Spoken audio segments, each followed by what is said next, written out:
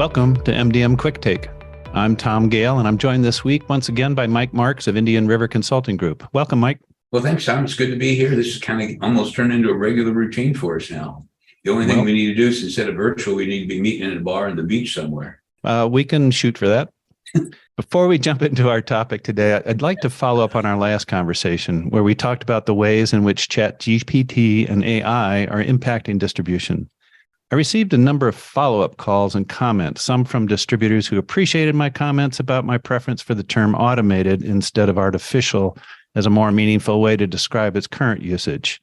But I also got pinged from others, including those in the distribution technology solutions community, who were quick to remind me that AI is already being leveraged today and it's out there by distributors. For example, Microsoft's Bing is running on an OpenAI next-gen large language model, and there are a number of other technology providers into distribution who have built in machine learning and AI into solutions that are in the marketplace today as well.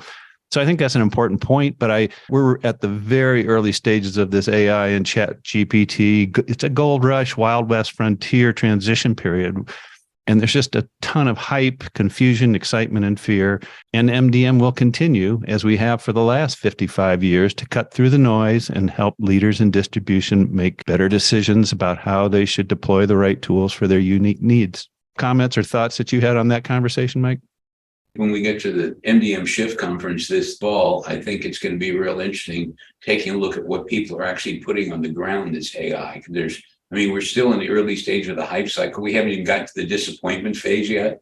But I think in terms of the theme that you were setting, just seeing what people are actually doing, I'll know it when I see it. I think that's probably one of the biggest services we can do, and kind of ignore all the noise and the magic experts that have magically popped up in the last 2 weeks. Absolutely. Yeah, we're very well along on our way to building out that agenda for the September 18th to 20th Shift conference. It'll be in Denver. And AI is definitely going to be an important topic because it will be part of what a high-performance distribution model looks like going forward. Enough said. This is going to be an ongoing saga. Okay, we're in the last week of the first quarter of 2023. Many distributors over the next few weeks will evaluate how things are going, and that goes beyond financials. Many are in the early stages of some type of a project or initiative that came out of a strategic or business planning process, probably in the last quarter of last year. And this is where it gets interesting. No matter how carefully a project may have been conceived or planned, the unexpected tends to happen, especially in the market conditions that we're now operating in. Stuff happens. So I'm going to go out on a limb and say that I think a certain percentage of your work over the past 40 years has been as a somewhat of a tow truck driver, hauling businesses that have had projects go into the ditch in varying degrees and have needed your help to get back on track. So today, I'd really like to get your thoughts on how distribution might think about getting so invested in a project or getting to a point where it's hard for them having to admit to having made a mistake. There's no shortage of that. Nobody needs a consultant if you're growing at 10 or 15% a year and you got a 12% EBITDA margin. So usually somebody's had some bad diagnostics and you got to kind of help them through on more than one occasion. And we're no different than the other people that specialize in industrial distribution, but you tell the CEO, which is more important to you, to be successful or to be right, because they're now in conflict. But if you look at them, then there's the transparency issue that comes down to it, basically just owning things. You and I could spend this whole thing just talking about our screw-ups, but the very first time I've ever got a secretary, Mike, you get to go hire a secretary. I was very young. And so I interviewed all these people one day, but I mixed up the resumes and the paper, and I called and hired the wrong person. I didn't know it until she showed up in the morning, and I realized it was the wrong one. And so I go talk to my boss, what do I do? And after he made a few choice comments about my genealogy, he told me just to go apologize and then call the right one before she actually took another job. But a big part of this is when you screw up, just don't let it go. If you look at hiring the wrong person, one cosmic rule, learned this a long time ago, in 30 days, you made the wrong decision. Most people try to think I can fix it and go on and go on. And those gut feelings are your guardian angels. And I've never seen anybody, and I'm 74, I've never seen anybody at the end of 30 days thinking they made a mistake changing their mind. So it's just, face up to it and do it.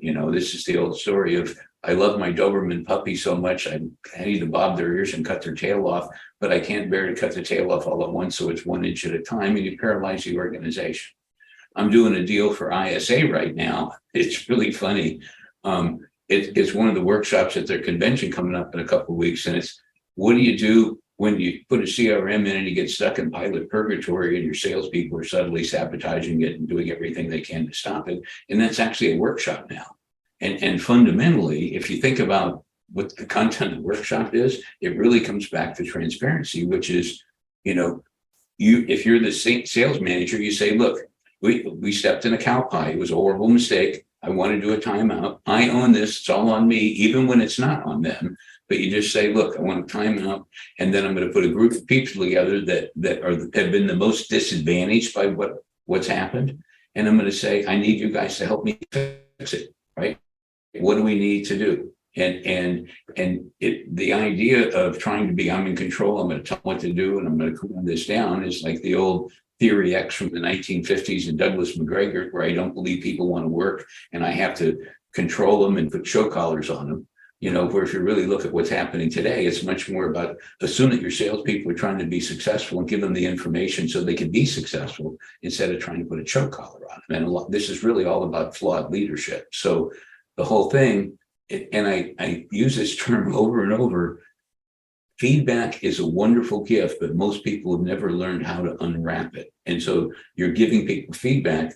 You put a CRM in, salespeople are saying, look, this is just sucking my life energy out. I don't see what the benefit is. Nobody's ever said why it's really good for you, but they keep saying it's good for you.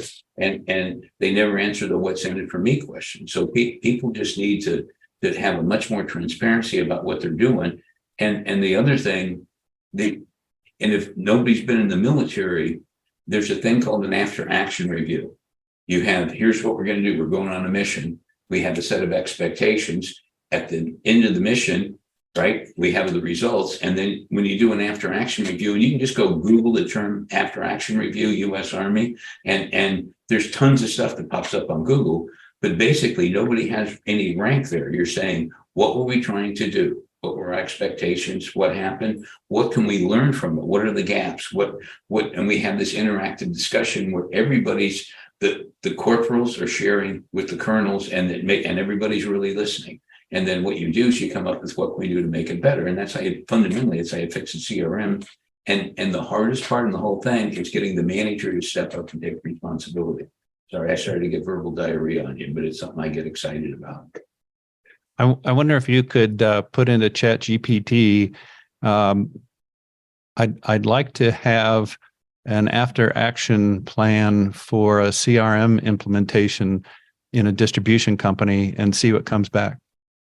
Well, but just remember, if you can do it, because this is all about prompt, you have to tell the Chat GPT what is their persona, right? So as an expert in sales effectiveness and industrial distribution, how would you answer the query to somebody that doesn't have a lot of formal education? And then you're going to get a much better answer.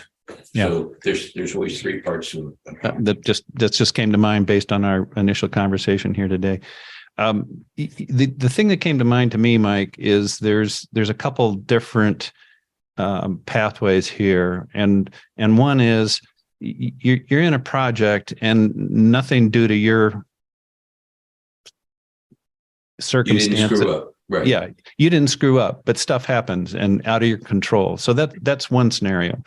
But the other piece that happens here often, I think, and it's not just technology project, it's a lot of different things, is that in the initial planning, there really wasn't clarity about the specific benchmarks.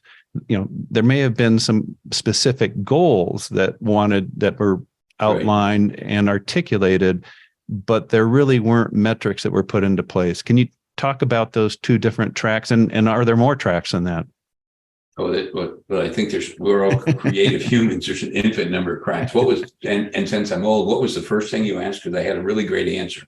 Well, the first one was just about, stuff happens and you could have the best plan and intentions. Here's you don't know. You never know what you don't know. right? And people will typically take risks they don't understand rather than risks they do understand because they don't see the downside.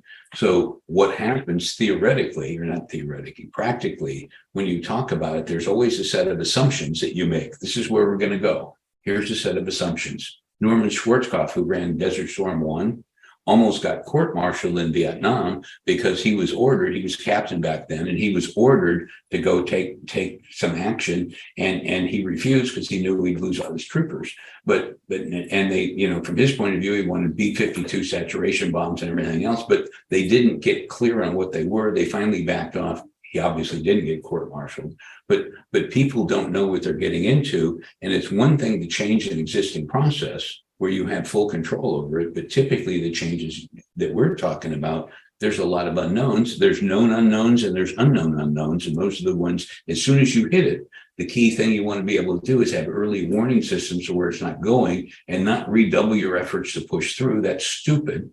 What you do is you assess these things and say, do I need to reassess my objective or my pathways to it? I mean, all that, Kempner Trago did a whole bunch of work on problem solving back in the 60s and 70s, and those models are all out there. It's just most people haven't really studied them. There's a lot of them on Farnham Street, by the way, in terms of mental models, 99 mental models. Mention that again, Mike, because I don't think a lot of people know that resource. Farnham Street is, I won't tell you all about Farnham Street, but I've been very involved with them for years and years. But they put together things on critical thinking and mental models. How do you look at a situation and figure out go through the diagnostics? And they actually have mapped out 99 mental models. And the effective, if you think about Elon Musk and all the people, this is what you would call first order thinking, or thinking with first principles. Everybody talks about Elon Musk and all that. And that's basically what's there. And it's at fs.blog, and it's all there. People can go look at it. It used to be the best way to keep secrets, write a book and put it in a public library. Now it's put it up on a website. Yeah. And if you Google it, it's FARNAM. Yes. Sorry. Nope, that's fine. I just wanted to make that clear. So talk a little bit about scenario planning, because part of what you just touched on here is that up front, if you really push hard and examine as you're putting a plan together, what are the off ramps in terms of what if this happens at this point, and all of a sudden something blows up and we have to go a different direction? Are you advocating that up front in terms of people really paying a lot of attention as far as scenario planning? Well, depending on if you think, take anything, take CRM and say, all right, I'm going to put a scenario together, and the scenario says, just suppose X happens, what am I going to do? Right. And so when people don't do any kind of thinking about that, when they're putting a plan together, they usually spend their time deciding which CRM software they're going to buy. The IT people are involved, sales management's involved. The field sales team has no idea what anybody's doing, and they're just told it's going to be wonderful. And then we all know what happens then.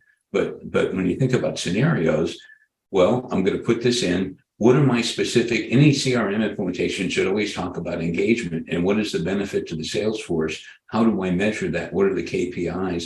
And when things aren't happening, let's just assume that you go in and do this and the system's not responsive. What are you supposed to do? In other words, it just sits there and the hourglass keeps spinning and the salespeople productivity goes down. Or just suppose X. And you don't need to have infinite number of scenarios, but it's basically, where are the cow pies? If I set this thing in terms of an adoption cycle and it's not getting there, how do I know? That's the first thing you do. And then what do you do if it's not going there? And that says, go get the feedback and find out. And your salespeople will tell you. And if we're putting in, we just put in another company on the board, we just put in another production line, and we thought we had this whole thing all sorted out really well, and it's basically cell manufacturing. So we're pretty much at the advanced end. And we screwed up like 4 different things. And it was the people on the floor that told us. But the whole point is that we really designed it so that we had 24-hour feedback sessions and 1-week feedback sessions. And so there's an old saying in organizational change that participation creates commitment.